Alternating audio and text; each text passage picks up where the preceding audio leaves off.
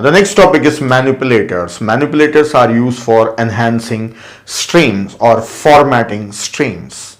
So when you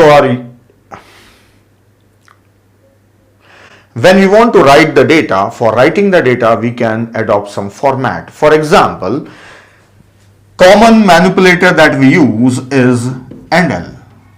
This is for a new line. So instead of endl we can also say cout/n. Yes, instead of /n we use endl. So endl is a manipulator, so which is used for formatting streams. So it is useful for formatting output streams. Now let us see what are the other manipulators available.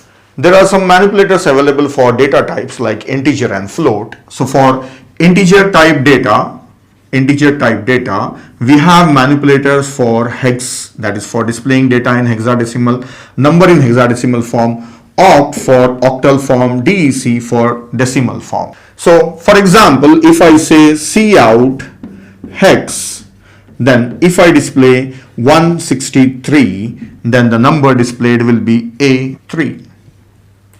So the hexadecimal form of 163 is A3. So you can try this one. So you can mention a manipulator, then the next output will be in that form. So all integers will be in hexadecimal form. Again, if you want to change, you have to mention decimal. Now similarly for floating point, so we have manipulators like fixed. So this will show in the fixed floating point number. Like for example, if I say cout fixed 125.731, then the same number will be displayed. Then the other one is scientific. So then this number will be displayed in scientific form, that is using mantissa exponent form. Okay, so we will try this and see how they differ in the output.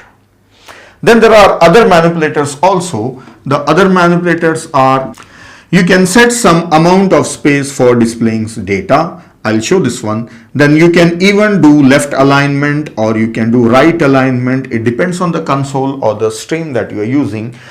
And also we have WS for white space.